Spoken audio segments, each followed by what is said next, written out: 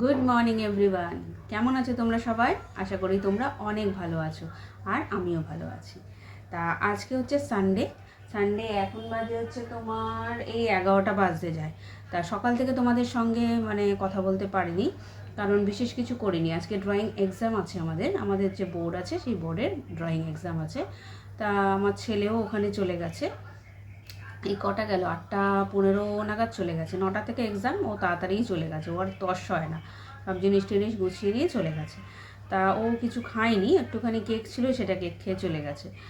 আর আজকে কি করব, আজকে সানডে স্পেশাল লাঞ্চ তো হবেই, সানডে মানেই চিকেন। তা আজকে আমি একটা চিকেন বিরিয়ানির রেসিপি তোমাদের সঙ্গে শেয়ার করব। আর সকালবেলায় কি খেলাম বলো তো? সকালবেলায় ব্রেকফাস্টে আজকে এই যে আম ছিল, আমটাকে একটুখানি মাখালাম, ওইটাকে ছাড়িয়ে দিয়ে মাখালাম, মাখিয়ে একটু চিনি নিলাম, ওর সাথে একটু মিক্স করলাম, করে দুটো রুটি করলাম, আমিও খেয়ে নিলাম, আর শ্বশুরমশাইকে আম দিলাম, আর রুটি দিলাম, আর কলা দিলাম। আমি অতটা কলা মোটামুটি ভালোবাসি, এই ছোটো ছোটো কলা ভালোবাসি না, একটু বড় কলা হলে ভালো লাগে। তো যাই হোক, ব্রেকফাস্ট কমপ্লিট, আর বিছানা টিছানা সব গুছিয়ে নেওয়া হয়ে গেছে। আর তোমরা দেখতে পারবে এবার যা যা চিকেন বিরিয়ানির জন্য যেগুলো যেগুলো করব, সেগুলো তোমাকে স্টেপ বাই স্টেপ তোমাদেরকে আমি দেখাবো। আর তোমরা অনেকেই যারা কমেন্ট করছো, খুব ভালো লাগছে কমেন্টগুলো পড়তে, আর আমার ভিডিও তোমাদের অনেক ভালো লাগছে, সেটা আমি দেখে কমেন্টে দেখে খুব ভালো লাগছে আমার। তোমরা সাবস্ক্রাইবও করছো, কিন্তু আমি চাই আরও অনেকে সাবস্ক্রাইব করো, লাইক করো, শেয়ার করো, আর কমেন্ট করো, বা কী কী ভালো লাগছে না ভালো লাগছে সেগুলো কমেন্ট করো। আর আমাকে একজন অনেক একটু ছোটোই মনে হয়, আমাকে একটা মেসেজ করেছিল যে ও মনে হয় হোস্টেলে থাকে। তা ও রান্নার কি অতটা ভালো করে জানে না, তাই বলেছিল বাজার কোথায়। তা কীরমভাবে চিকেন করতে হয় সেটা নয় ভিডিও দেখে জেনে নেবে, কিন্তু চিকেন কীরমভাবে কিনতে হয় সেইটাও জানতে চেয়েছিলো। তো ওকে আমি কমেন্টে রিপ্লাই দিয়ে দিয়েছি।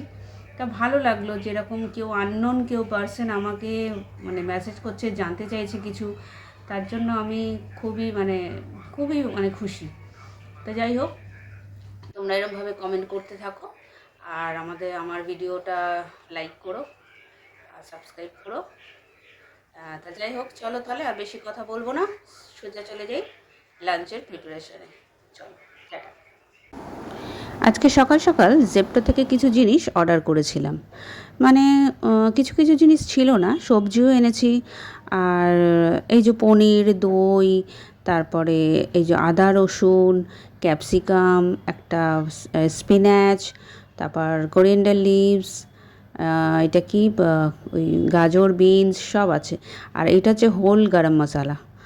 হ্যাঁ, আর এটা নতুন নিলাম, জানি না কীরকম হবে। আর শসা নিয়েছি। তা যাই হোক, তা আজকে বললাম যে ড্রয়িং এক্সাম ছিল, তো তার জন্য এই যে আমার ছোট্টবেলাকার বান্ধবী এসছে, মুনমুন দিদি আসেনি, এই ওদের সাথে একটুখানি গল্প করবো, আর সাথে মাংসটা ম্যারিনেটও করে নেব, কারণ ওটাও আবার মাংসটা ম্যারিনেট করে আবার 2 ঘন্টা একটু রেখে দেবো, আর তার সাথে সাথে আমি চালটাও ধুয়ে রাখবো। তো এই যে মাংসতে দিলাম আদা রসুন, হলুদ গুঁড়ো, জিরে গুঁড়ো, আর লঙ্কার গুঁড়ো, আর তার সাথে দেব টক দই, যে দইটা এক্ষুনি কিনে আনলাম জেপ্টো থেকে, সেই দইটা পরিমাণ মতন দেব। তো এতে তো টমেটো পড়বে না। তা যাই হোক, দইটা দিলাম, দিয়ে এবার নুন দিয়ে দেবো, দিয়ে ভালো করে মেখে ফ্রিজে আবার রেখে দেবো। ওই 1 ঘন্টা কি 1.5 ঘন্টা কি 2 ঘন্টা এরকম রাখলেই হবে, যখন করব রান্না একটু বেশিক্ষণ রাখলে ভালো হয়, মাংসটা নরম হয়। আর আমার ছেলের যে বন্ধু এসেছিল, সে তো খেয়ে বলে, বাবা আন্টি মাংসটা তো একদম নরম হয়েছে, খুব সুন্দর। তা এই নিয়ে নিলাম, এবার হচ্ছে চাল নেব। চালটা আমি মেপেই নিলাম, আর যেটুকু চাল ছিল সবই করে দিয়েছি, আর রাতের জন্য আর রাখিনি আর নেইও চাল, যেটুকু ছিল বাড়ন্ত আমি দিয়ে দিলাম। তো এই চালটা ধুয়ে একটু জলে ভিজিয়ে রেখে দেবো।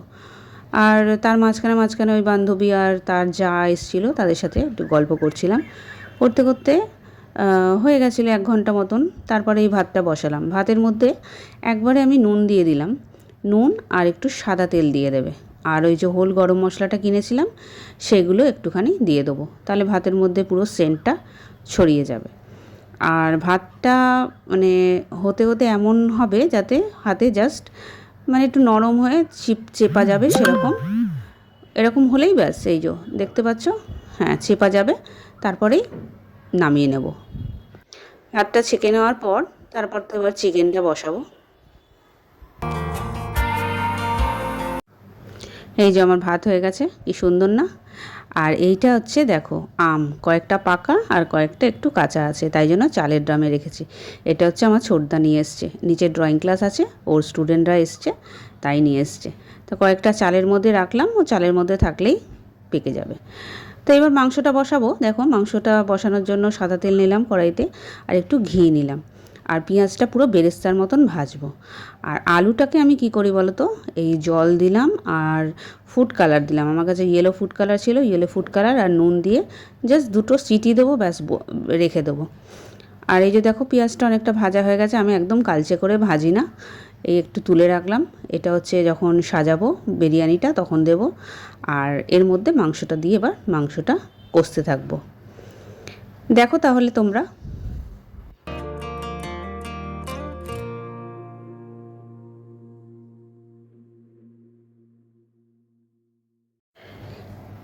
দেখেছো মাংসের লুকটা খুব সুন্দর হয়েছে, পুরো ভালো করেই তেল ফেল সব বেরিয়ে গেছে।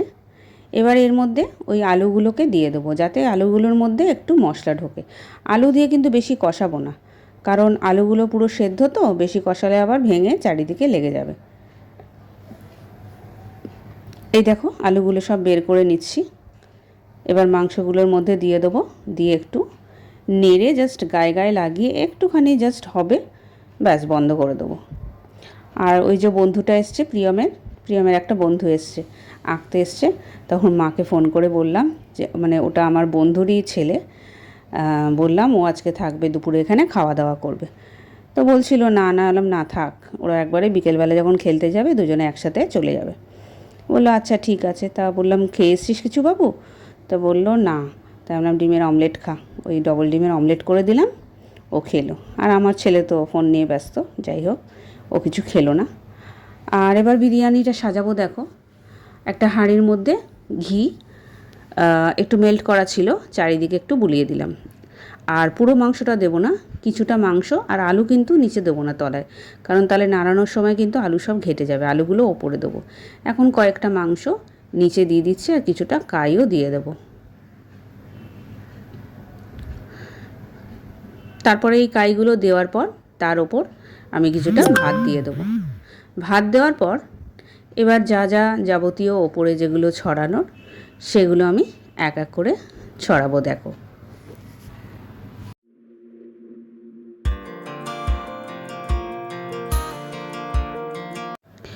ভাতগুলো পুরো পুরো নয়, হাফ দিয়েছি।